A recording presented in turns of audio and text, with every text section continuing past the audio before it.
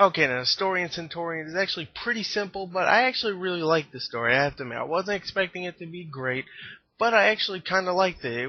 It's newish, I would say. Pretty much, it follows the Ninth Legion, who is a pretty much a group of Roman soldiers or Centurions, and they're pretty much a group of Centurions trying to go and kill this tribe that is pretty much killing off Roman outposts, and they're pretty much going, you know what, we're sick, so we're gonna pretty much make the Ninth Legion and then go and kill all those guys, the Picts they're called, and the Pecks, the Peaks, whatever, and they're pretty much going out and saying, you know what, let's go kill them, and something happens where they don't succeed at all. They actually almost all get killed except seven people. One led by Michael Fassbender's character, Diaz, and pretty much what Diaz, the captain or the commander now, is pretty much they have to pretty much go and try to get out of here before the Pecks come and hunt them down. And the reason why the Pecks are hunting them down, it's kind of a spoiler, so I'm just not going to do that, but there's a reason why the Pecks are hunting them specifically down. And pretty much, I really thought the story was pretty interesting. I don't tell stories very well, so you might have to read it off somewhere like Yahoo or something. But I thought the story was really, really well done. Not fantastic at all, but I thought it was somewhat unique. It's like the hunters are trying to hunt the hunters, but now they are the hunted. So it's kind of weird. It's like, we're trying to be the hunters, now we're screwed, now we're the hunted again. So, yeah, fail. So, yeah, I really liked it. So if I had to give it a score, I give it a point. I'll give it a point 7 out of 1.0. So yeah, let's go on to the sound. I mean the sound. Oh shit! I think I'm reviewing a game again. Now let's go on to the acting of the movie. Okay, now the acting in Centurion was overall, I was surprised. It was actually pretty good. Now, it's not fantastic, no way. The dialogue is pretty cheesy in some parts, but overall the actual actors do a good job with the lines they are provided.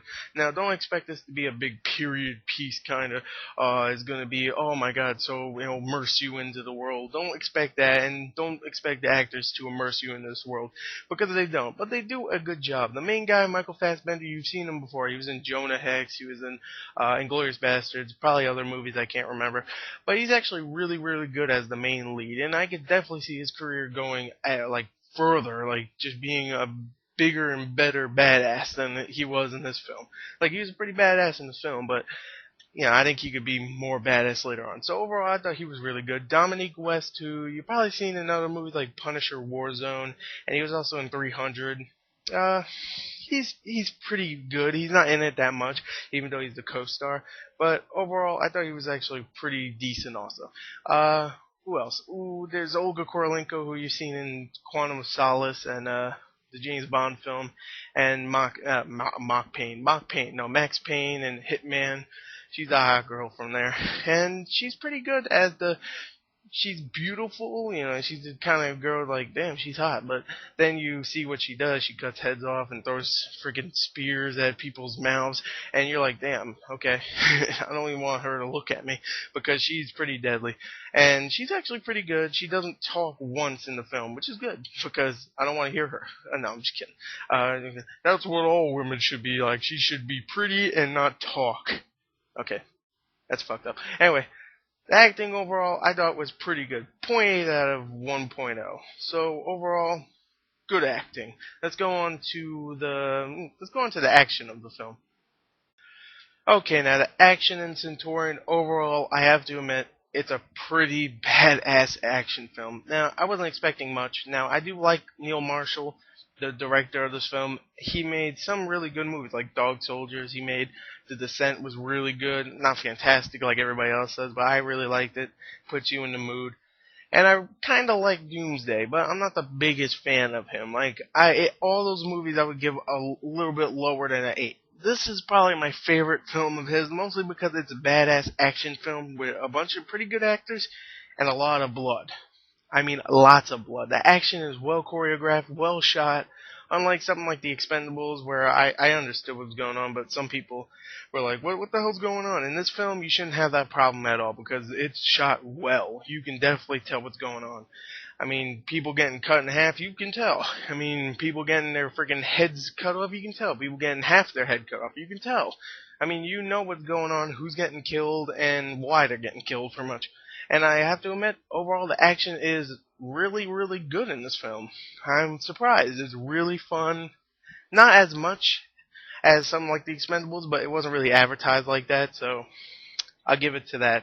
But it's more of an action film than anything else, so that's why I put the category for action. So overall, the action's really good, well choreographed, and bloody as hell, which I love. So yeah, if I had to give it a score, I'll give it a .9 out of 1. So let's go on to the overall of this film.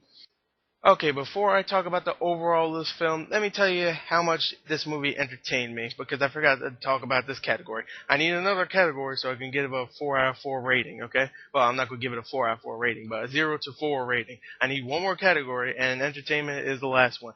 I'll just say it right now, I was extremely entertained by this film. It was never boring. There was parts where it was like, alright, there's no action, they're just going to talk. And even that was entertaining. Some of the characters were really cool, not memorable really, but pretty good, not annoying at all. And yeah, overall, I just thought it was a very entertaining, bloody action film. And I think you guys should see it. I went to the theater and I was the only one in there. I was actually lucky that I got this in my theater, because my theater ain't that great. And I was like, of course, they're going to have The Last Exorcism and freaking the other movie that came out this week, Takers. But they're not going to have this. And they didn't have Takers. They had The Last Exorcism, but they didn't have Takers, and they had this. I was like, that's pretty cool. So I went to see it. I was the only one there, and it was really entertaining. I recommend everybody to go and see this film. If I had to give it a score for entertainment, I would actually give it a .85 out of 1.00. Don't worry, I'll put it in the bottom. It might be a little confusing, so I'll just put it in the little bottom. And overall, I just thought it was a fun film. Now, if I had to give it a final score, let me tally it all up in my mind.